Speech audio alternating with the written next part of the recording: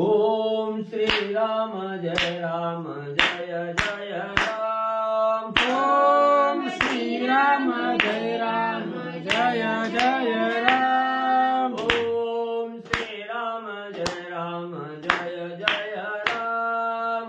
ओम श्री राम जय राम जय जय राम। श्री राम जय राम जय जय राम। श्री राम जय राम जय जय राम। श्री राम जय राम जय जय राम। श्री राम जय राम जय जय राम।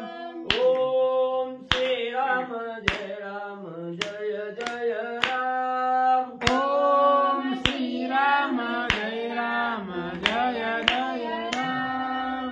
ओम श्री राम जय राम जय जय राम। ओम श्री राम जय राम जय जय राम। श्री राम जय राम जय जय राम। श्री राम जय राम जय जय राम। श्री राम जय राम जय जय राम। श्री राम जय राम जय जय राम। ओम श्री राम जय राम जय जय राम। ओम श्री राम जय राम जय जय राम। ओम श्री राम जय राम जय जय राम।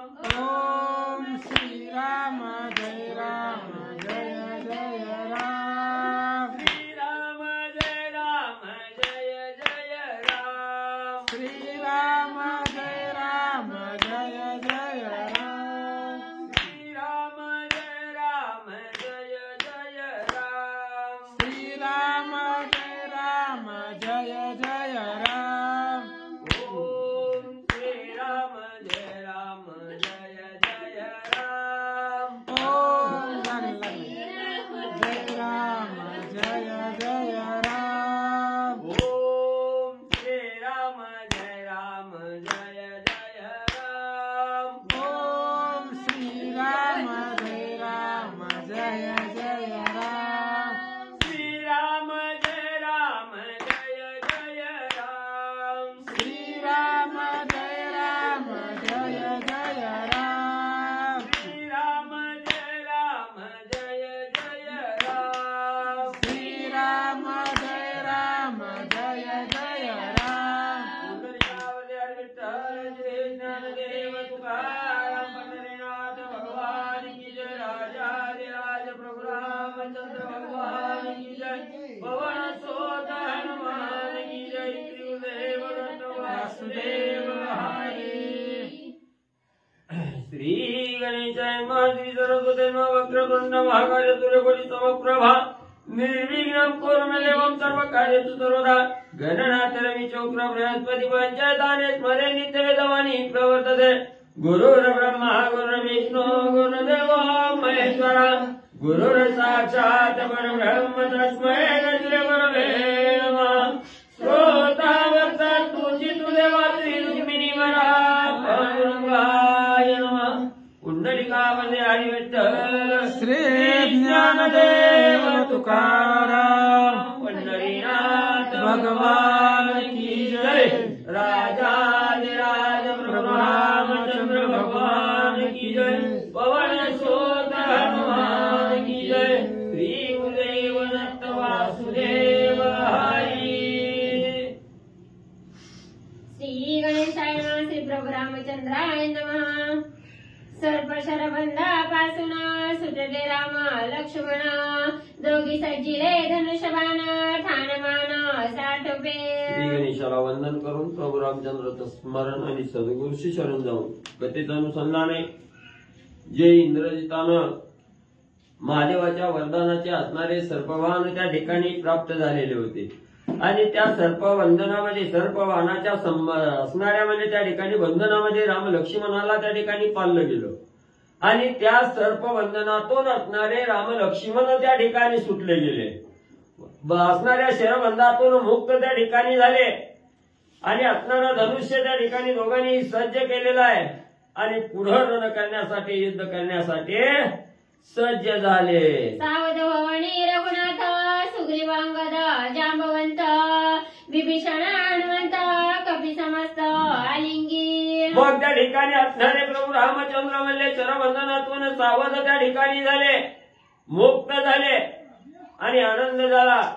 त्याच वेळेस ज्या असणारी म्हणजे वानर मंडळीने असणारी त्या ठिकाणी हातोनात कष्ट म्हणजे आपल्यासाठी त्या ठिकाणी घेतलं गेलो, म्हणून त्याच्यातून उतराई होण्यासाठी प्रभू रामचंद्राला अतिशय आनंद झाला. अंगदाय नळ जांबवंत सहित सुग्रीवा सहित विभीषणजीला आणि प्रेमाचं आलिंगन प्रभू रामचंद्र देऊ लागले. एक एक वानरवीरा स्वयंमालिंगी रामचंद्र वानरी केला भुवकारा जय जयकारे गरजती. मग त्या ठिकाणी प्रभू रामचंद्र आनंदानं म्हणजे सर्व वानराला एक एक करून म्हणजे त्या ठिकाणी आलिंगन देऊ लागलेले आहेत. सर्व वानराचं अभिवंदन प्रभू रामचंद्र त्या ठिकाणी करू लागलेले आहेत. वानर मंडळीलाही अतिशय आनंद झालेला आहे. रामनामाची गर्जना वानर मंडळी करू लागली. रामनामाचा गजर वानरी केला अतिसदर नामे दुमदुमिले अंबर दशशिर दचकला. मग प्रभू रामचंद्र त्या ठिकाणी शरबंधनातून मुक्त त्या ठिकाणी झाले. वानर मंडळीला आनंद झाला. प्रभू रामचंद्राचं आलिंगन वानर मंडळीला पडलं गेलं. आनंदाने प्रभू रामचंद्राच्या रामनामाचा जय जयकार त्या ठिकाणी करू लागले. या जय जयकाराचा आवाज दाही दिशेला त्या ठिकाणी घुमू लागला. धनानूर त्या ठिकाणी जाऊ लागला. तोच आवाज असणाऱ्यामध्ये प्रभू रामचंद्राच्या रामनामाचा आवाज लंकेच्या ठिकाणी गेला आणि तो आवाज राजा रावणानं ऐकला गेला. राजा रावण दचकला. वानरांचा गिराजर कोणिया दशशिर आप्तपाचारोणी निशाचर सांगे विचार भयभीत. मग त्या ठिकाणी असणाऱ्या राजा रावणानं म्हणले एवढं म्हणजे शरबंधनात अडकवलेला असताना त्या ठिकाणी म्हणजे वानर आनंदानं कसं काय त्या ठिकाणी नाचू लागली. राम नावाचा जय जयकार कशी त्या ठिकाणी करू लागली. म्हणून जे जवळचे असणारे त्या ठिकाणी प्रधान होते, सेनापती होते, राक्षस होते, त्यांना त्या ठिकाणी जवळ बोलवलं. कानात सांगू लागला बाबांनो जरा जावा म्हणले पुढं. ही गोंधळ म्हणजे कशासाठी असणारी वानर म्हणजे त्या ठिकाणी घालू लागलेली आहे. कशामुळे रामनामाचा जय जयकार त्या ठिकाणी करू लागलेले आहेत हे जरा म्हणजे बघून या. शरबंदी राम लक्ष्मणा बांधून टाकिले अचेतन वानरा शोक काल दारुण हर्ष संपूर्ण कैसेनी. मग त्या असणाऱ्या म्हणजे राक्षसाला जवळ बोलावून राजा रावणाला घेतलं सांगू लागला कालच म्हणजे असणाऱ्या रामाला लक्ष्मणाला म्हणजे शरबंधनात टाकलं होतं. वानरांना त्या ठिकाणी शरबंधनात अडकवलेलं होतं. मग एवढी म्हणजे असणारी दुःखावस्थेमध्ये असणारी सर्व राम लक्ष्मणा सहित वानर मंडळी त्या ठिकाणी होती. आणि आज अचानक म्हणजे एवढा उत्स्फूर्त आवाज म्हणजे त्या ठिकाणी येऊ लागलेला आहे.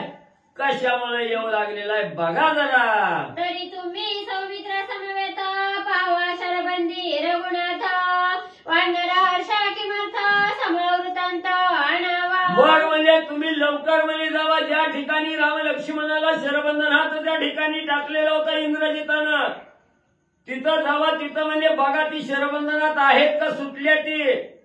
आणि एवढा वानराला आनंद कशामुळे झालाय कशामुळे वर्णायला लागले ती याचा असणारा समाचार म्हणजे त्या ठिकाणी घेऊन या. राजा रावणानं सांगितलं देखोडी वानरांचे स्फुरण बाहेर येता राक्षस गण धाके जाऊ पाहे प्राण कंपायमान भयभीत. लगेच राजाची आज्ञाप्रमाणे असणाऱ्या सेवकांनी त्या ठिकाणी मानली गेली. लंकेच्या बाहेर आले बघण्यासाठी. पण येत असताना जीव धाकधूक त्या ठिकाणी करू लागलेला आहे. भीती वाटू लागलेली आहे. आपण जर असणाऱ्या वानराच्या समोर गेलो तावडीत जर सापडलो तर महागारी राजा रावणाला सांगायला त्या ठिकाणी येऊ शकत नाही. याची भीती त्या सेवकाने त्या ठिकाणी घेतली गेली. पाहवया वानर वृत्तांत गोपुरा चढले रावण दूत तेथोडी चकमका पाहत अत्यद्भुत देखिले. मग असणाऱ्या राजा रावणाचे दूत म्हणजे त्या ठिकाणी वानर मंडळी पाहायचे आहे म्हणून म्हणजे असणाऱ्या उंच असणाऱ्या गोपुरावर त्या ठिकाणी चालले गेले. मनात असणारी भीती धाकधूक असणारा अंतकरण त्या ठिकाणी करतोय. तशाच अवस्थेत गोपुरावर चालले आणि वानर मंडळी त्या ठिकाणी निरखून बघू लागलेले आहे. सोडूनिया शरबंधना श्रीरामाणी लक्ष्मण वाहुनिया धनुष्यबाण आले दारुण संग्राम. मग असणाऱ्या राजा रावणाचे दूत गोपुरावर चढून बघू लागले. ज्या असणाऱ्या इंद्रजितानं राम लक्ष्मणाला शरबंधनात टाकलेलं होतं त्या शरबंधनातून मुक्त होऊन राम लक्ष्मण हातामध्ये धनुष्य बाण त्या ठिकाणी सज्ज केलेला आहे. वानरांचा मेळा असणारा सभोवताली त्या ठिकाणी घेतलेला आहे. लंकेत त्या ठिकाणी येऊ लागलेले आहेत. हे या दूतांनी असणाऱ्या त्या ठिकाणी पाहिलं गेलं. दोही बाई कपी कुंजरा नामे गरजती वानर शिर शिखर द्रुम पाणीवीर आले सत्वर युद्धार्थी. मग म्हणजे असणारा त्या ठिकाणी पाहिलं गेलं. राम लक्ष्मण मध्ये दोन्ही बाजूला असणारा असंख्य वानराचं सैन्य आहे. हातामध्ये असणारा शिळा पर्वत पाशाने घेतलेला आहे. झाडं वेली त्या ठिकाणी हातामध्ये घेतलेली आहे आणि आनंदाने युद्ध करण्यासाठी लंकेकडे येऊ लागलेले आहेत. हे राजा रावणानं पाठवलेल्या दूतांनी आणि गोपुरावर चढून पाहिलं गेलं. उठीला दे कोणी रघुनंदना दूतांचा जाऊ पाहे प्राण अतिशय म्लानवदन आले परतन सभेसी. मग या दूतांनी म्हणजे असणारा त्या ठिकाणी गोपुरावर चढून बघितलं गेलं. राम लक्ष्मण मुक्त बंधनातून त्या ठिकाणी झालेले आहेत. हे ज्या वेळेस दृष्टीला पडलं गेलं तेव्हा या असणाऱ्या दूताची घालमेल झाली. आता काही खरं नाही. राम आला की आपला आपण त्या ठिकाणी राहत नाही याची भीती त्या ठिकाणी घेतली. अंगाला थरकाप त्या दूताच्या सुटू लागला. धाके दूतांचे पळाले पाणी तोंड कोरडे विकळवाणी राम सुटोणी शरबंधनी आला कोपोणी रणमार. रामाला बघितल्या बरोबर असणाऱ्या तोंडचं पाणी त्या ठिकाणी पळायला गेलं. नर्द कोरड पडलं. धापा देऊ लागली. आता काही खरं नाही. असणारा राम हा असणारा त्या ठिकाणी आलेला आहे. आपला कर्दन काळ त्या ठिकाणी बनून राम येऊ लागलेला आहे. आता आपल्याला त्या ठिकाणी ठेवीत नाही याची असणारी भीती दूतांनी घेतली. शरबंदी सुटला रघुनाथ ऐकोणी दूतांचा वृत्तांत रावण जिवारी कापत इंद्रजिता स्वयं धाके. लगेच असणारे दूत राजा रावणाला निरोप सांगायला गेले. राजा रावणा असणारे राम लक्ष्मण शरबंधनातून मुक्त त्या ठिकाणी झालेले आहेत. लंकेकडे वानराच्या मेळा घेऊन त्या ठिकाणी येऊ लागलेले आहेत. ही बातमी राजा रावणाला सांगितली गेली. राजा रावण तत्पर त्या ठिकाणी कापू लागला. भीतीयुक्त अंतकरण राजा रावणाचं झालं. हीच बातमी इंद्रजितानं ऐकली गेली. इंद्रजिताचा थरकाप त्या ठिकाणी सुटला गेला. सर्वांग कंप पाहू लागलं. इंद्रजित धाके जिवांत सरी उठिला रघुनाथ तरी राक्षसालांत खुळघात समूळी. मग इंद्रजिताला ऐकल्या बरोबर इंद्रजिताचा अंग थरथर कापू लागला. मनामध्ये धाक त्या ठिकाणी घेतला गेला. आता जर असणारा राम वानरा सहित लंकेत त्या ठिकाणी आला तर आपण त्या ठिकाणी राहत नाही. माझा बाप सुद्धा त्या ठिकाणी राहत नाही. सगळ्याचं मरण या ठिकाणी नक्की आलं. राम असणार सगळ्याचा अंत केल्याशिवाय त्या ठिकाणी राहणार नाही याची भीती इंद्रजिताला वाटू लागलेली आहे. वानर वारती दुर्धर साह्य झाल्या श्रीरामचंद्र रणिमारीची निशाचर लहान थोर निवटोणी. मग या ठिकाणी असणारा वानरांचा भार आहे. प्रभू रामचंद्राचं सैन्य वानर आहे आणि या वानराला साह्य असणारा प्रभू रामचंद्र त्या ठिकाणी झालेला आहे. असणारं लहानात लहान जरी वानर त्या ठिकाणी असलं तरी राक्षसाचा अंत केल्याशिवाय त्या ठिकाणी राहत नाही. राक्षसाचं छळन केल्याशिवाय राहत नाही. एवढी दुर्धर वानर आहेत आणि वरी असणाऱ्या प्रभू रामचंद्राचं सहकार्य त्यांना त्या ठिकाणी आहे. साह्य राम आहे त्या ठिकाणी. म्हणून ही वानर आता लंकेत घुसल्याबरोबर कुणालाही त्या ठिकाणी ठेवणार नाहीत याची धास्ती इंद्रजित घेऊ लागलेला आहे. शरबंदी मुक्त राम लक्ष्मण ऐकोणी हेरांचे वचन चिंता तुरा दशनन म्लान वदन हो सरला. मग दूताच्या असणाऱ्या मुखातून म्हणजे वचन पडलं गेलं. राम लक्ष्मण येऊ लागलेले आहेत. राजा रावणानं ऐकलं गेलं. राजा रावणाचं अंतकरण धस्त त्या ठिकाणी झालं. चिंता तू झालं. असणाऱ्या चिंतेच्या ठिकाणी असणाऱ्या चिंता म्हणजे त्या ठिकाणी लागली गेली. असणाऱ्या त्या ठिकाणी चिंता लागल्याबरोबर मन काहूर त्या ठिकाणी झालं. कवा राम त्या ठिकाणी येईल ना आपल्या नरडीचा घोट कवा घेईल सांगता येत नाही. याच्यामुळे राजा रावण त्या ठिकाणी थरथरा कापू लागलेला आहे. म्लान वदन त्या ठिकाणी झालेला आहे. गोपाला रावणासी पाचारोणी धूम्राक्षासी रणी मारवया वानरांसी धाडी युद्धासी साक्षेपे. मग राजा रावणाने विचार केला राम जर इथं आला तर आपण त्या ठिकाणी राहत नाही. राम यायच्या अगोदर आपला असणारा दूत त्या ठिकाणी पाठवावा. म्हणून धूम्राक्ष नावाचा असणाऱ्या दूताला त्या ठिकाणी बोलवलं. आणि दूताला असणाऱ्या रामाबरोबर युद्ध करण्यासाठी, वानराबरोबर युद्ध करण्यासाठी धूम्राक्ष नावाच्या राक्षसाला राजा रावण पाठवू लागलेला आहे. तुझा जो काय सैन्यभार निधळे वीर आणि शाचर ध्वजरथ अश्वकुंजर संग्राम शीघ्र निघावे. लगेच असणाऱ्या धूम्राक्षाला राजा रावणानं जवळ बोलावून घेतलं. धूम्राक्षाला सांगू लागला, हे धूम्राक्षा, तू अतिशय बलवान आहे आणि तसं तुझ्या हाताखालचं जे सैन्य आहे हेही अतिशय बलवान आहे. रथ आहे, घोडे आहेत, हत्ती आहेत, सर्व काही असणाऱ्या त्या ठिकाणी लवाजमा तुझ्या बरोबर आहे. म्हणून हे सर्व सैन्यासह तू असणारा रामाबरोबर युद्ध करण्यासाठी त्या ठिकाणी तत्परतेनं जा. राजा रावणानं धूम्राक्षाला सांगितलं. ऐकोणी रावणाचे वचन धूम्राक्ष करुणी नमन अति उल्हास गर्जना निघे आपण संग्रामा. मग त्या ठिकाणी राजा बोले दल आले. या उक्तीप्रमाणे असणाऱ्या धूम्राक्षानं राजा रावणाचं वचन प्रमाण त्या ठिकाणी मानलं. राजा रावणाला साष्टांग नमस्कार त्या ठिकाणी केला आणि राजा रावणाची आज्ञा घेऊन सर्व सैन्य बरोबर घेऊन असणारा धूम्राक्ष रणभूमीकडे युद्ध करण्यासाठी जाऊ लागलेला आहे. युद्ध निघाले निशाचर करुणिया वीर शृंगार चालिले पायांचे मोगर गरजत वीर अल्लादे. मग त्या ठिकाणी राजा रावणाचं असणारं दर्शन म्हणजे धूम्राक्षानं घेतलं. सर्व सैन्यासहित असणारा त्या ठिकाणी म्हणजे रणभूमीच्या ठिकाणी जात असताना वीराचा जो पोशाख आहे हा वीराचा पोशाख त्या ठिकाणी परिधान केला. पायामध्ये मोगरे घातलेले आहेत आणि असणारं घोडं त्या ठिकाणी सजवलेले आहेत आणि अशा प्रकारचा लवाजमा घेऊन रणभूमीकडे असणारा धूम्राक्ष निघू लागला. पट्टी छात मारा शूळ परिगा गदा मुग्धर लवडी बिंडी माळा खडक चक्र धनुर्धर पायांचे. मग त्याच वेळेस असणारं म्हणजे पायी चालणारं सैन्य हातामध्ये असणारा त्या ठिकाणी पट्टीस घेतलेला आहे, गदा घेतलेला आहे, मुग्धर घेतलेला आहे. असणारा त्या ठिकाणी तोमर नावाचं शस्त्र त्या ठिकाणी घेतलेलं आहे. लहुडी चक्र त्या ठिकाणी बरोबर घेतलेलं आहे आणि वाजत गाजत रणभूमीकडे त्या ठिकाणी सैन्य निघू लागलेलं आहे. अश्वी बाणाने मोहाळी आरसे जळकती पाखरांतळी वीर वळंगले आतुरबळी घोडी रणमुळी नाचविती. मग असणाऱ्या त्या ठिकाणी घोडे सज्ज केलेले आहेत. घोड्याच्या गळ्यामध्ये माळा घातलेल्या आहेत, पाठीवर धुली त्या ठिकाणी टाकलेल्या आहेत, पायामध्ये मोगर त्या ठिकाणी बांधलेले आहेत आणि ऐकार तैकार देत असणाऱ्या घोड्यासहित रथ त्या ठिकाणी रणभूमीकडे जाऊ लागलेला आहे. मदगाळीची कुंजर पाला निळे अति अपार घंटा घागरी अलंकार ध्वजा विचित्र शोभती. मग असणाऱ्या त्या ठिकाणी ध्वज सुंदर असणारे ध्वज त्या ठिकाणी उभा केलेले आहेत. असणारे हत्ती सजवलेले आहेत.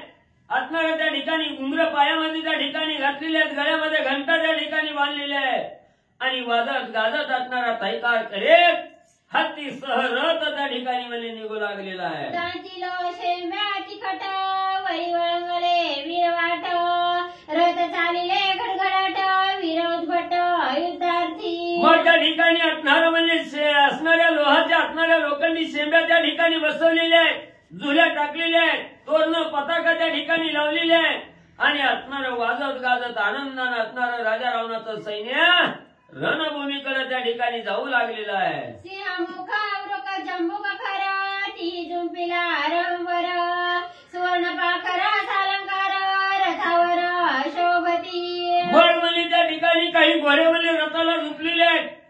असणारे घोडे सिंहाच्या तोंडाचे आहेत, गाढवाच्या तोंडाचे आहेत, त्या ठिकाणी असणाऱ्या वाघाच्या तोंडाचे आहेत, कोल्ह्याच्या तोंडाची असणारी घोडी आहेत आणि ही घोडी रथाला त्या ठिकाणी झुकलेली आहे. सालंकृत घोडी त्या ठिकाणी केलेली आहेत आणि रथ घेऊन त्या ठिकाणी जाऊ लागलेला आहे. रथी ध्वजा अति विचित्र झळके माथा श्वेत छत्र रथी बैसता दुर्लक्ष झाले विचित्र ते ऐका. मग रथ म्हणजे असणारा सालंकृत त्या ठिकाणी सजवलेला आहे, तोरण असणाऱ्या पताका त्या ठिकाणी लावलेल्या आहेत, सुंदर असणारा ध्वज त्या ठिकाणी उभा केलेला आहे आणि रथामध्ये असणारा धूम्राक्ष त्या ठिकाणी बसलेला आहे. डोक्यावर असणारं पांढरं छत्र त्या ठिकाणी धरलेलं आहे. वाजत गाजत असणारा धूम्राक्ष राम लक्ष्मणाबरोबर युद्ध करण्यासाठी जाऊ लागलेला आहे.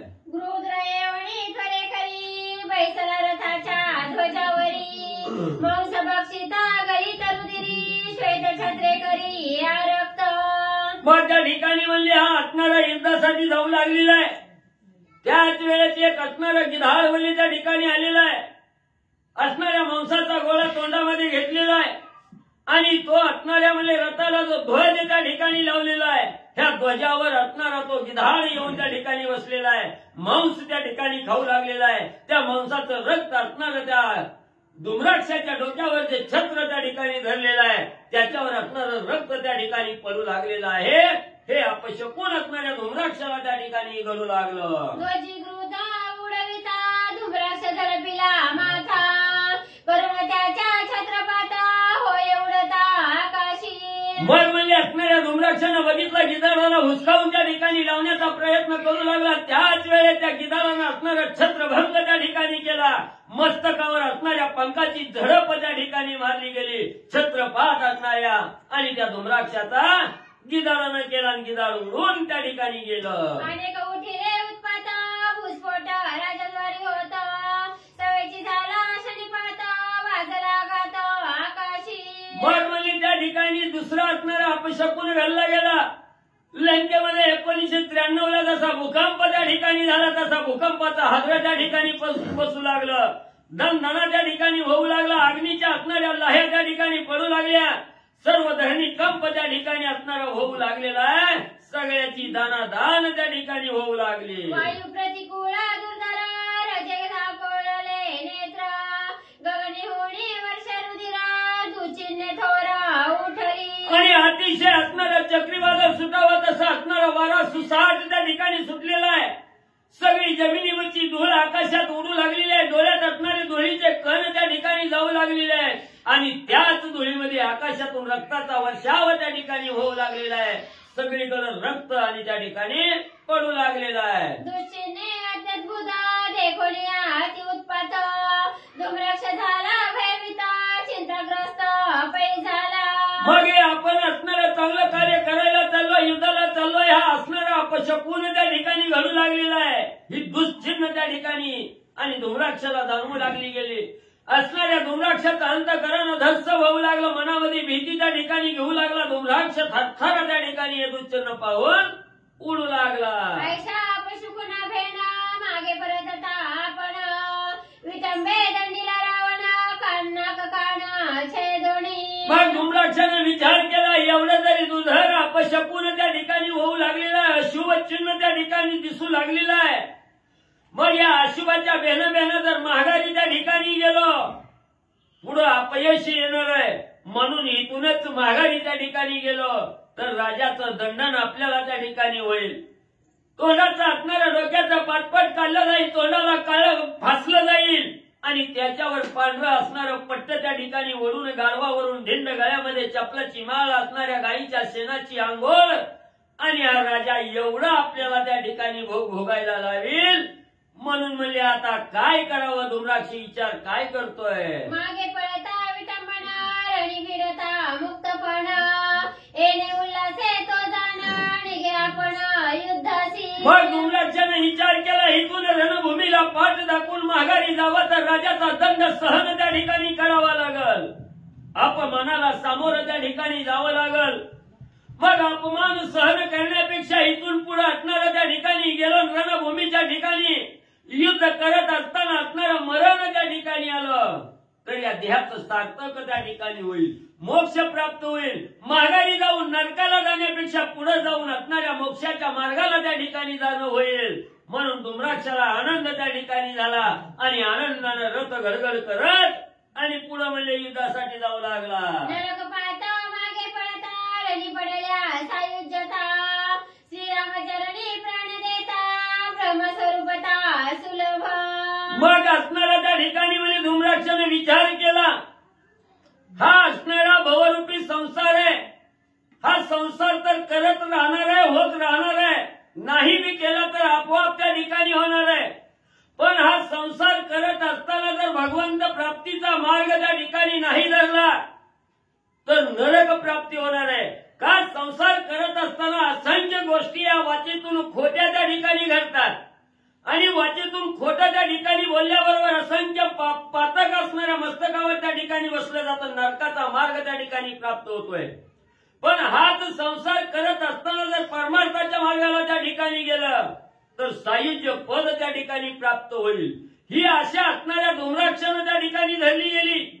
महागारी गेलो राजा रावणाच्या हातून मरण आलं तर नरक पाहत आहे, पण इथं प्रभू रामचंद्राच्या हातून रणभूमीमध्ये मरण आलं तर सायुज्यता त्या ठिकाणी प्राप्त होणार आहे असा विचार असणारा त्या ठिकाणी धूम्राक्षानं केला आणि रामाबरोबर युद्ध त्या ठिकाणी करण्यासाठी आनंदानं धूम्राक्ष जाऊ लागला. येणे विचारे संपूर्ण धूम्राक्ष स्वयं आपण न मांडून अपशकुन करावया रण स्वयं आला. मग असा असणारा विचार धूम्राक्षानं केला.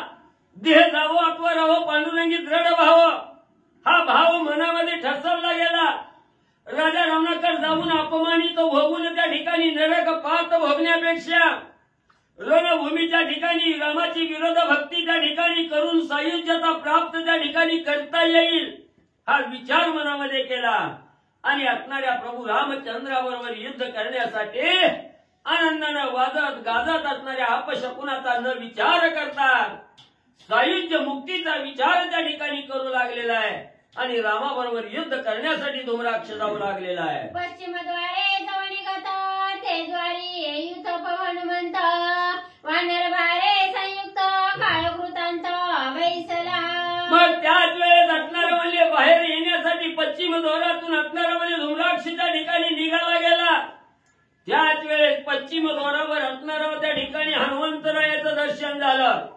जसं काही असणारा काळ कृतांत त्या ठिकाणी यावा, काळच आपल्याला भक्षण करण्यासाठी यावा असं काळासारखं रूप असणाऱ्या हनुमंताचं त्या ठिकाणी वाचलं गेलं. एवढं अवाढव्य असणाऱ्या हनुमंताला त्या ठिकाणी धूम्राक्षानं पाहिलं गेलं. धूम्राक्षाची काय अवस्था झाली. धूम्राक्ष मानिशाचर गजवाजी रथ परिवार एका देखोनी वीर संभार हरिके वानर अनर्थती. मग इकडे असणारा धूम्राक्ष म्हणजे असंख्य राक्षसांचा मेळा त्या ठिकाणी घेतलेला आहे. बलाढ्य वीर आहे त्या ठिकाणी असणारे घोडेश्वर आहेत. रथ असणाऱ्या रथामध्ये बसलेलं सैन्य आहे, हत्तीवरचं सैन्य आहे. हे येऊ लागलेलं आहे. पश्चिम द्वारातून हे असणाऱ्या वानर मंडळींनी त्या ठिकाणी पाहिलं गेलं. आपलं असणारं खाजा आलं. वानराला आनंद होऊ लागलेला आहे. दोन्ही कुसा खाजवू लागलेले आहेत. आनंदानं असणाऱ्या त्या ठिकाणी आज आपल्याला शिकार मिळणार आहे म्हणून वानर मंडळी आनंदानं नाचू लागलेली आहे. एका देखोनी राक्षस भार शिळवृक्ष पर्वत शिखर वानर उठले करीत मार तेणे निशाचर खवळले. लगेच असणारा आली मनिस्तर असणाऱ्या वानराला आवेश आला. भले मोठे असणारे पर्वत उचलू लागले, शिळा उचलू लागले, पाषाण त्या ठिकाणी घेऊ लागले. भले मोठे वृक्ष उपडून राक्षसावर मारा त्या ठिकाणी करू लागले. असणारी राक्षस या वानरांचं कर्तव्य बघून थरथर कापू लागलेले आहेत. वानर आणि निशाचर युद्ध समिसळले सत्वर एरेरा करीती मार घाय निष्ठुर हणवणी. मग इकडं असणाऱ्या धूम्राक्षाचं सैन्य, इकडं असणाऱ्या हनुमंताचं वानर सैन्य एकमेकांमध्ये त्या ठिकाणी मिसळले. एकमेकावर लक्ष करून त्या ठिकाणी इकडून असणाऱ्या शस्त्राचा मारा राक्षस करू लागलेले आहेत. त्यांच्यावर शिळा पर्वत पाषाण वृक्षाचा मारा असणारी वानर मंडळी करू लागलेले आहेत. शूळशक्ती गदामुग्ध मुसळे मारिता वानर करीत गोफण गुंड मार निशाचर खवळले. मग त्या ठिकाणी असणारी राक्षस आहे ती हातामध्ये गदा आहे, तोमर आहे, भाले आहे, बच्चे आहे. असणारा त्या ठिकाणी गोपन गुंड आहे. ही वानरावर त्या ठिकाणी मारू लागले. वानरांनी पाहिलं गेलं. वानराला अतिशय राग त्या ठिकाणी आला. राग आल्यानंतर वानर मंडळी काय त्या ठिकाणी करू लागली. चुकवणी वानर पुच्छनीवरून शस्त्र संभार नखे विदरिले निशाचर बाहेर उदिर महावीरा. मग त्या ठिकाणी असणारी वानर हाताला पेटली. त्या ठिकाणी असणाऱ्या शेपटीला सांगितलं सगळ्याच्या शस्त्राचं असणारं निवारण त्या ठिकाणी कर. शेपटी सगळ्या शस्त्राचं निवारण त्या ठिकाणी करू लागली. असणारी वानर मंडळी असणाऱ्या हाताच्या नखानं पायाच्या नखानं त्या ठिकाणी वरबडू लागली.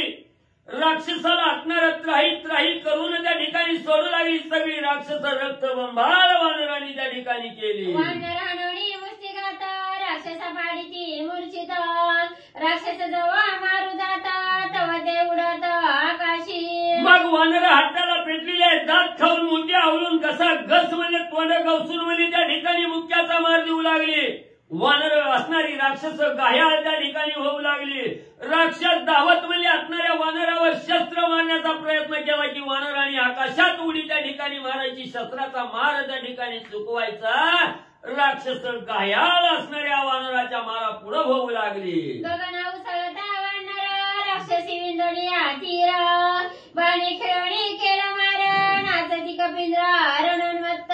मग म्हणजे त्यांचा मार त्या ठिकाणी चुकवण्यासाठी असणाऱ्या वानर मंडळीने आकाशात उड्डाण केलं की आकाशाकडे त्या ठिकाणी वानाचा वर्षाव म्हणजे वानरावर त्या ठिकाणी करायचा.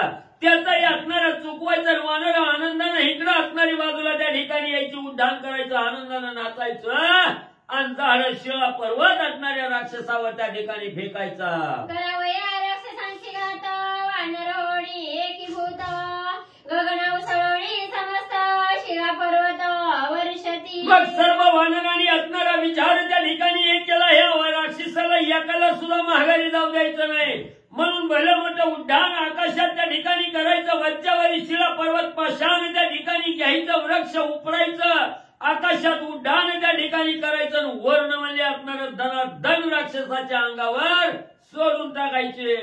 होता शिळा पर्वत पात ओढण खड्ग बाण समस्त शिळा तळी चूर्ण होत वीरनी मत संख्य. मग एवढं म्हणजे असणारी वानर मंडळी म्हणजे शिळा पर्वत म्हणजे आकाश मार्गातून म्हणजे खाली त्या ठिकाणी टाकायचे. टाकल्याबरोबर काही राक्षस त्याच्या खालीच गुडूप त्या ठिकाणी व्हायचे. सगळं काही असणारं म्हणजे त्या ठिकाणी मुगल होता, तोर असणारं म्हणजे त्या ठिकाणी तोमर होता, लवणी चक्र होता. हे सगळं म्हणजे त्या राक्षसाचं असणारं शस्त्र त्या पर्वताखाली चकाचूर होऊन जायचं. वानर हरिनामे गरजत राक्षस क्षिती तळी गुंथत गायवट क्रंदत आलांत राक्षसा. मग इकडं म्हणजे असणाऱ्या प्रभू रामचंद्राच्या रामनामाचा जय जयकार करायचा, आकाशात उड्डाण घ्यायचं, राक्षसावर त्या ठिकाणी फिकून म्हणजे शिळा पर्वत पाषाण मारायचं. त्याच्या खाली चंगरलं की राक्षसाने इवळायचं, वरडायचं, त्या ठिकाणी दुःख करायचं. नक्की आमचा असणारा अंत त्या ठिकाणी आता होणार म्हणून राक्षस इवळू लागलेले आहे. मणिमुक्त सुवर्ण कवचे विरलेले ब्रिदाचे हृदय पर्वती छेदुनी त्यांचे पाडिले मणिमुकुट. मग म्हणजे लग्नाला म्हणजे असणाऱ्या वरातीत म्हणजे नवरदेव सजवून जावं तसं म्हणजे रत्न जडीत माळा अंगावर घालून छातीवर घेऊन म्हणजे असणाऱ्या युद्धाला आलेली होती. त्यांच्या असणाऱ्या बोकांडी म्हणजे त्या ठिकाणी शिळा पर्वत पाषाण म्हणजे टाकलं की सगळं म्हणजे रत्नासहित जमिनीत म्हणजे गाडून म्हणजे राक्षस जायचे. अश्वसारथी रामवर करट भिन्न गुंजर केले चकचूर रणरंगी. मग एवढा एकामागा एक वानर मंडळी मार त्या ठिकाणी देऊ लागली. वर्ण असणारी शिळा पर्वत म्हणजे त्या ठिकाणी फेकायचा, रथात सहित असणाऱ्या सारख्या सहित म्हणजे जी काय असणारं घोडं होतं, हत्ती होतं, ती सगळं म्हणजे चकचोर आणि या पर्वताखाली होऊ लागलेले आहेत. आम्ही श्रीरामाचे भद्र जाती वानरवीर आणि जनावरची ख्याती रणी गरजा गरजणी युद्ध करीती आली समाप्ती राक्षसा. मग वानर मंडळी गर्जना करून आनंदाने त्या ठिकाणी नाचू लागलेले आहेत. आम्ही असणारे भद्रजाती असणारे रामाचे दास आहोत त्या ठिकाणी, रामाचे सेवक आहोत त्या ठिकाणी. नक्की आता राक्षसाचा अंत केल्याशिवाय त्या ठिकाणी राहत नाही म्हणून वानर मंडळी आनंदानं रामनामाचा जय जयकार करत उड्या मारू लागलेले आहे. अश्व मारिले परिमित रणी मोडले रथे रथ वीर मारिले असंख्यात नेली भस्मांत गजसेना.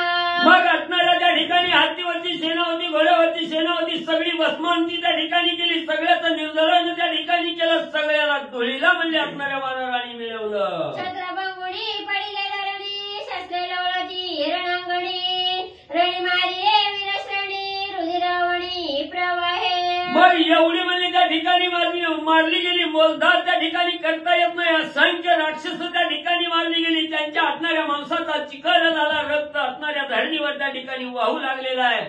असणारी राक्षस मेल्याबरोबर हातातली शस्त्र सगळ्या धरणीवर त्या ठिकाणी पसरून पडलेली आहे. वानर गगनी राक्षसावणी मारिले पर्वत पाषाणी वीरी रणकावा घेऊनी रणांगणी ओसरले.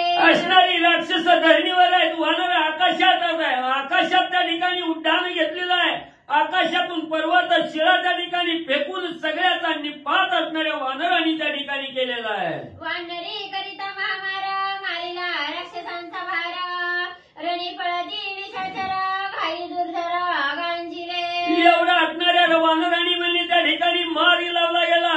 राक्षस धाक त्या ठिकाणी घेऊ लागली. काही जी काही चुकून त्या ठिकाणी असणारी वाचलेली होती ती या माराच्या भेलमध्ये इवळत कणत कुतत म्हणे त्या ठिकाणी आणि पळून जाऊ लागलेले आहे. रणी मोडला राक्षस पक्ष तेने कोपला धुम्राक्ष धनुषी साधणे लक्ष मारावया विपक्ष चालिला.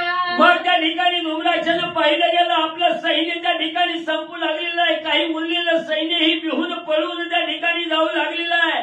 आता आपला निपात होण्याची वेळ आलेली आहे. म्हणून असणारा आवेश त्या ठिकाणी धुम्राक्षाला आला. आवेश धरून पुढे असणाऱ्या शत्रूचं कर्दन काळ बनून असणारा धुम्राक्ष राम लक्ष्मणावर युद्ध करण्यासाठी जाऊ लागलेला आहे. श्री गणेशाय नमः. श्री रामचंद्राय नमः. स्वयं धुम्राक्षापन वाहून या धनुष्यबाण वानरा करू लागला कंदन तीक्ष्ण बाण विंदवनी. कथेचा अनुसंधान धुम्राक्ष निघाला युद्धासाठी. वानरांनी धुम्राक्षाचं सैन्य मारलं त्याच्यामुळे त्याला भयंकर राग आला. हातामध्ये धनुष्यबाण घेतला. धुम्राक्ष निघाला आणि वानर सैन्यावरती बाणवर्षाव करू लागला.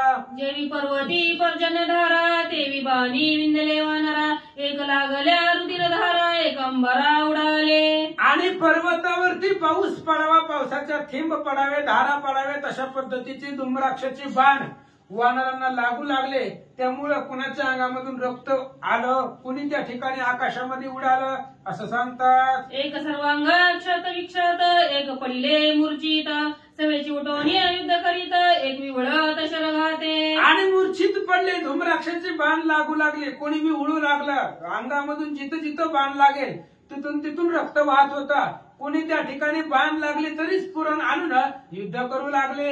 एक रुधिरे थपथवीत तैसेची वानर युद्ध करीत एक बाण भेटिल्या हृदयांत श्रीराम स्मरत महाबळी. आणि मग त्या ठिकाणी बाण लागत होते. धुम्राक्षाचे अनेक बाण लागू लागले.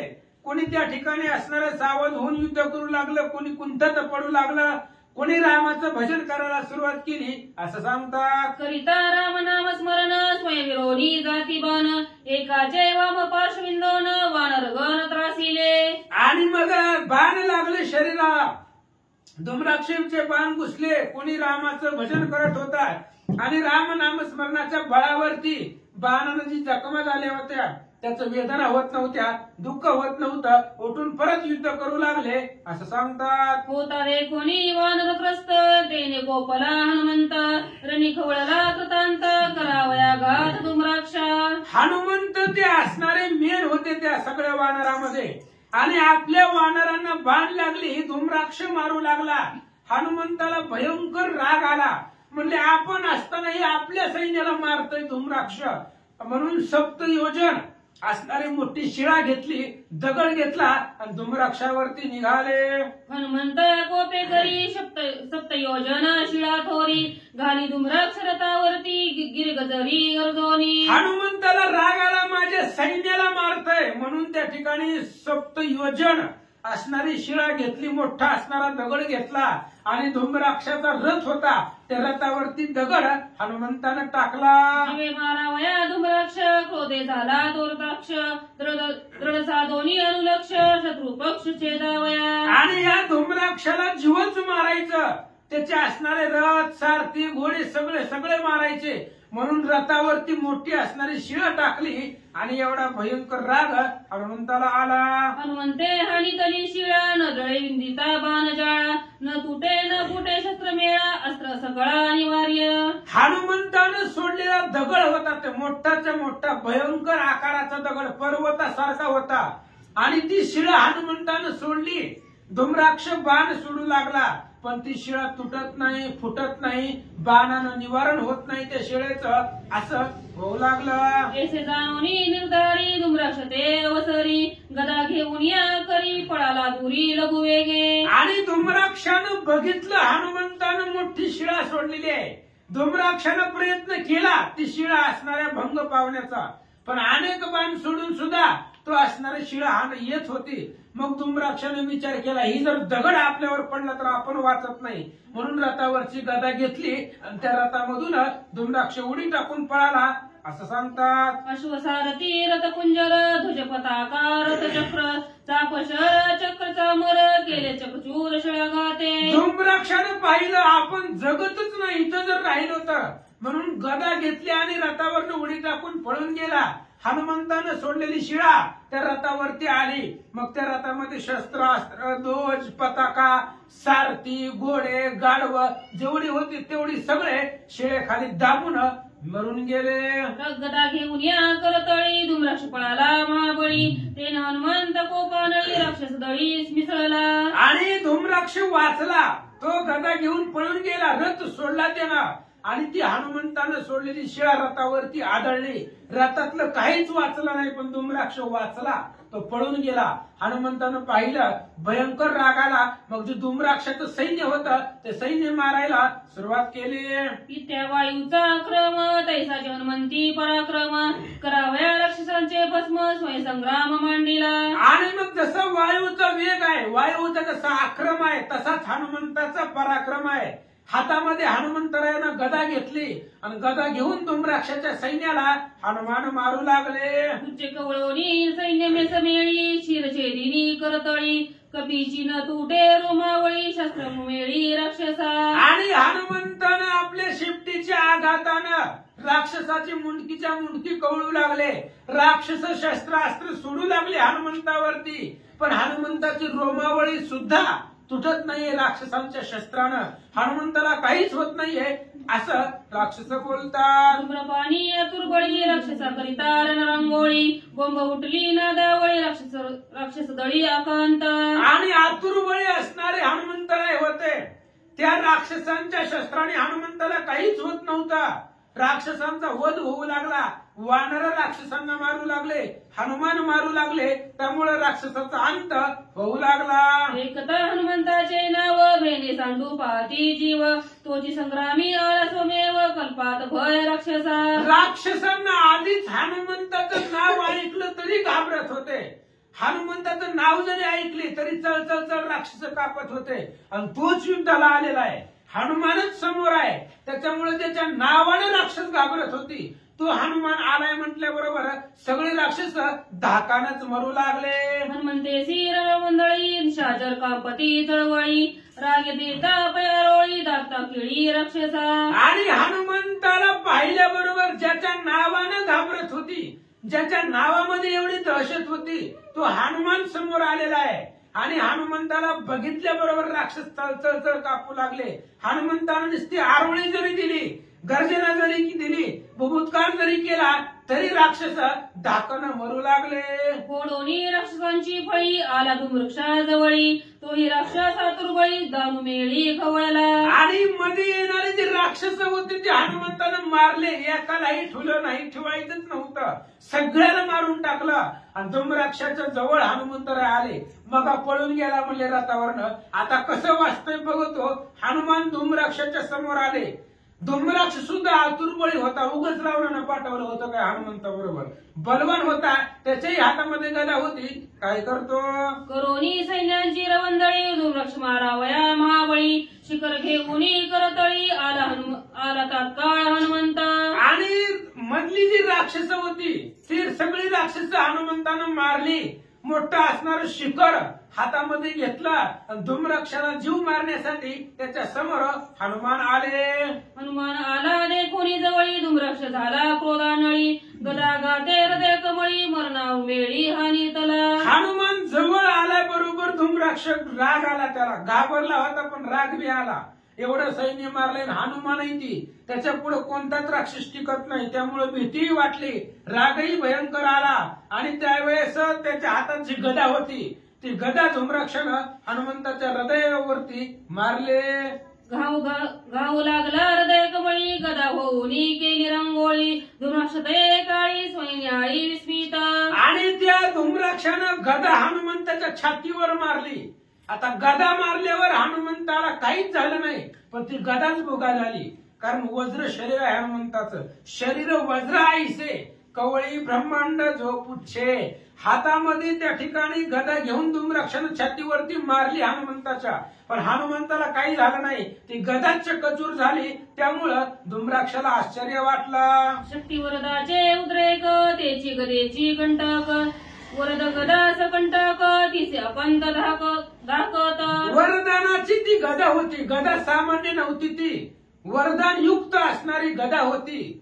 जेवढं शक्तीमध्ये वरदान राहतं, सामर्थ्य राहतं, तेवढं त्या गदामध्ये होतं. आणि त्या धूम्राक्षाजवळ जर ती गदा असेल तर सूर अंतक सुद्धा घाबरत होते. अशी गदा धूम्राक्षानं हनुमंताला मारली होती. वरद गदा ती वरिष्ठ घाय मारावया मरकट, शेकी गदाच केली पीठ बळे उद्धट वानर.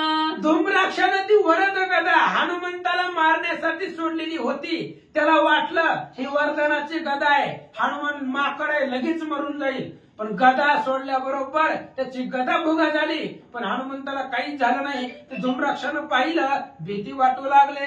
ऐसे धूम्राक्ष जव विचारी तव हनुमंते शिळाशी करी, द्रढ टाकिल्या मस्तकावरी जाताचा चरी लवंडला. आणि धूम्राक्ष विचार करत होता, आपल्या गदेनं मरणारं वानर अजून आपल्या पुढे उभा आहे असा विचार करत होता. तवर हनुमंत शिखर घेऊन आलेले होते, मोठ्याचे मोठं. ते असणारं दगडासारखं शिखर, दगडाचं शिखर घेतलं, त्याच्या मस्तकावर डोक्यावरती धूम्राक्षाचं घातलं. क्षणभर त्याला भवंडी आली आणि जमिनीवर उताना पडला. धूम्राक्ष प्रताची धरणी प्योन मागता पाणी, प्राण गेला तत्क्षणी रणभंगनी राक्षसा. त्या असणाऱ्या हनुमंतानं आघात केला शिखराचा.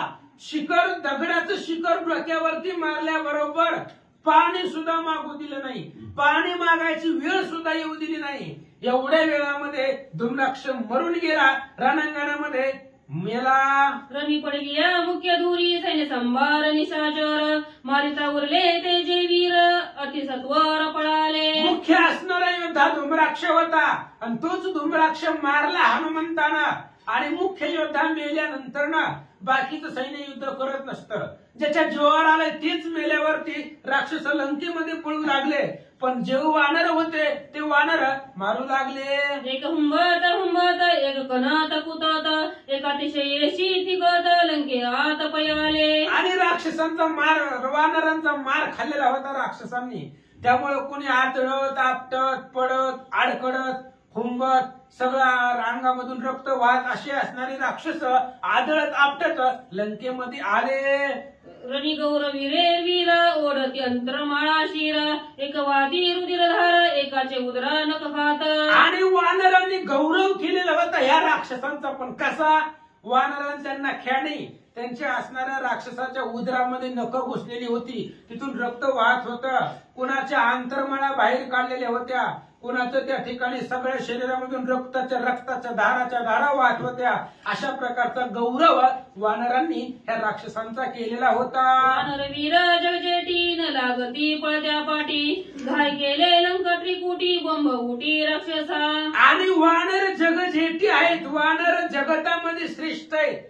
न लागे पळत्या पाठी, जे पळून जात आहेत त्यांच्या पाठीमागे वानर लागत नव्हते, पळून जाणाऱ्याला बिनधास्त जाऊ देत होते. त्यामुळे आदळत आपटत पळत कशी तरी उरलेली राक्षस लंकेमध्ये आले. वानरवीर रणप्रवीण केले राक्षसा रणकंदन, हनुमंते पै आपण घेतला प्राण धूम्राक्षाचा. आणि वानर वीरांना कंदन केलेलं होतं, वानर वीरांनी राक्षसांना मारलेलं होतं. त्यामुळे रणामध्ये प्रवीण असणारे वानर होते. सगळ्या राक्षसांना मारलं, जे उरले ते हनुमंतानं मारलं आणि धूम्राक्षाला हनुमंतानं मारून टाकलं. धूम्राक्ष गदा वरद पात, तो हनुमंते केला व्यर्थ, हनुमंते केला शिखर पघात, तेने प्राणांत राक्षसा. आणि धूम्राक्षाकडे वरदानाची गदा होती आणि ती गदा हनुमंतावर सोडली. हनुमंतानं ती गदा भुगा केली, व्यर्थ केली त्याची गदा. हनुमंतानं मोठं असणारं दगडाचं शिखर घेऊन धूम्राक्षाला मारून टाकलं. ऐसे कोणी दशानन स्वयं झाला कृदायमान, पाचारवणी अकंपन धाडला आपण संग्रामा. राजा रावणाकडे बातमी गेली, धूम्राक्ष मारला. हनुमंताने एकाच ठोक्यात मारला आणि पाणी पण मागू दिलेलं नाहीये. ही राक्षसांनी सांगितलं. रावण घाबरला, म्हणले हनुमानही होते, त्याच्या पुढे कोणत्या ठिकाणी राक्षस टेकणार आहे. धूम्राक्ष तर चिलटासारखं होतं. मेलं. मग लगेच आकंपन नावाचा राक्षस रावणानं बोलवला, पाठवला. एकीकडे रामकंटकात वानराम नामे गरजत, आम्ही श्रीरामाचे दूत विजन्वित सर्वदा. इकडे रामचंद्राच्या सैन्यामध्ये वानर गर्जना करू लागली आणि सांगू लागली, आम्ही रामाचे दूत आहोत आणि आमचा विजय आहे. पण कधी कधी आहे का, सारखं विजय आहे, प्रत्येक वेळी आमचाच विजय आहे, कारण आम्ही नामाचे धारक नेनो प्रकार आणि रामचंद्राच्या भजनामध्ये आहोत, म्हणून सर्वदा आमचाच विजय आहे. वानर बोलतात, रामनामाच्या स्मरणी वानर विजय अनुदिनी, धाक्या पेशे गेले निमोनी, जागृती स्वप्नी दिसेना. अहो वानरांचं मुखामध्ये नामस्मरण आहे म्हणून अनुदिनी विजय आहे. वानरांचा पराजय होतोय का, कधीच होत नाही, कारण रोज वानरांकडेच विजय आहे आणि रोज राक्षसांचा पराजय आहे. त्याच्यामुळे अनुदिन विजय वानरांना भेटतोय. मुखामध्ये रामाचं नाव आहे म्हणून रोजच वानरांकडे विजय चालला. स्मरणापाशी विजय वृत्ती, स्मरणापाशी यश कीर्ती, स्मरणापाशी ब्रह्मप्राप्ती, ते विख्याती स्मरणांची. आणि ही ख्याती आहे, रामचंद्राच्या नामस्मरणाची ताकद आहे. नित्य श्रीराम नामस्मरण, तेथे यश कीर्ती कल्याण, ब्रह्म पावती सनातन. हे महिमान स्मरणाचे, रामचंद्राच्या नामस्मरणाची ही ताकद आहे. रोज वानरांकडे यश आहे, रोज वानरांची कीर्ती वाढत आहे, वानरांना ब्रह्मप्राप्ती आहे, वानरांचा विजय आहे. ही रामचंद्राच्या स्मरणाची ताकद नाथ महाराज सांगतात. विस्मरणे अपेश प्राप्ती, विस्मरणी नित्यापकीर्ती, विस्मरण स्वयं पापमूर्ती, नरक प्राप्ती विस्मरणे. जेथे नाही श्रीराम नामस्मरण, तेथे अपकीर्ती अपयश अकल्याण, नित्य निंदत्वे पापी पूर्ण, आधपतन महानरकी. जिथं रामाचं नामस्मरण नाही तिथं रोज पराजय आहे, रोज अपजय आहे, रोज अपकीर्ती आहे आणि रोजच नरक आहे. जिथं रामाचं नाव नाही तो रोजच नरक आहे. आणि राक्षसांकडे रोजच्या रोज पराजय होत होता, त्यांना रोजच्या रोज त्या ठिकाणी अपकीर्ती मिळत होती. ही विस्मरणाच त्या ठिकाणी पराक्रम आहे असं सांगतात. एका जनार्दना शरण, एका जनार्दना शरण, कथा रम्य रामायण, हनुमंते स्वयं आपण केले निर्वाण धुम्राक्षा. ग्रंथ करते श्री संत एकनाथ महाराज सांगतायत, रामायणाची कथा अतिशय रमणीय आहे आणि त्या असणाऱ्या धुम्राक्षाला हनुमंतानं शिळा शिखरानं मारून टाकला. ऐका, लागला हनुमंताचा घात, कोटी जन्माचा मरणावत, सुकोनी झाला नित्यमुक्त भाग्यवंत धुम्राक्ष. धुम्राक्ष मेला, हनुमंताच्या हातातून मेला. त्याच्यामुळे त्याचं जे जन्म मरण आवर्त होतं, हे कोट्यावधी सारखं जन्माला येणं मरण हनुमंताच्या हातून मेल्यामुळे ते संपलं आणि नित्यमुक्त झाला, म्हणून धुम्राक्ष भाग्यवंत होता असं सांगतात. एका जनार्दना शरण, श्रीराम दृष्टी पुढे मरण, बाण भेदिता भ्रमपूर्ण, समाधी चिंतन संग्राम. आणि ग्रंथ करते श्री संत एकनाथ महाराज सांगतायत, राक्षस मरतात पण रामाच्या डोळ्यापुढे मरतायत, किंवा राक्षस मरताना त्यांच्या डोळ्यापुढे राम आहे. त्याच्यामुळं ही सगळी राक्षसांचा उद्धार आहे. त्यांचं युद्ध करणं म्हणजे ब्रह्मप्राप्ती आहे. रामचंद्राचे बाण त्यांना लागले की ती ब्रह्मप्राप्तीला पावतायत, त्यांचा उद्धार होतोय नाथ महाराज सांगतात. येथे मूर्छनेचा जो बोध, तो तव केवळ आनंद कंद, एका जदाधाने उद्धोध परमानंद संग्रामी. इतर राक्षसांना मूर्छा येते, चक्कर येते, बाण लागत आहे, पण ते दुःख नाही तर राक्षसांसाठी आनंद आहे. आनंद याच्यासाठी आहे, मूर्छा जरी आली मेली तरी उद्धार आहे. रामचंद्राची मूर्ती डोळ्या पुढे आहे, त्यामुळे राक्षसांचा उद्धार नाथ महाराज सांगतात. जो अहम देशी करी संग्राम, तो विदडा योद्धा परम, त्याशी साह्य सदा श्रीराम, स्वयमेव भ्रमतो होय. आणि रामचंद्र त्याला सदोदित साह्य आहेत. कुणाला? जगामध्ये युद्धात तोच आहे श्रेष्ठ. कोण? जो अहम ममतेशी युद्ध करतो. अहंकाराबरोबर युद्ध करायचं, अहंकाराला हरवायचं, ममतेबरोबर युद्ध करायचं, मोह माया ह्यांना हरवायचं आणि यांच्यावरती विजय मिळवायचा. तोच जगामध्ये योद्धा श्रेष्ठ आहे आणि रामचंद्र त्याच्या पाठीशी आहेत, त्याला रणांगणामध्ये साह्य आहेत आणि तोच स्वयंमेव ब्रह्म होतो. जो मायेला आणि अहंकारावरती विजय मिळवतो, त्यांच्याबरोबर युद्ध करून त्यांना हरवतो, त्या त्याचा विजय येत आहे असं नाथ महाराज सांगतात. स्वस्ति श्री भावार्थ रामायणे युद्धकांडे एक कार्तिकाय धूम्राक्ष वधो नाम चतुर्थाय गुणार्पण नमस्तुते. पुंडलिक वरदारी विठ्ठल श्री ज्ञानदेव तुकाराम पंढरीनाथ भगवान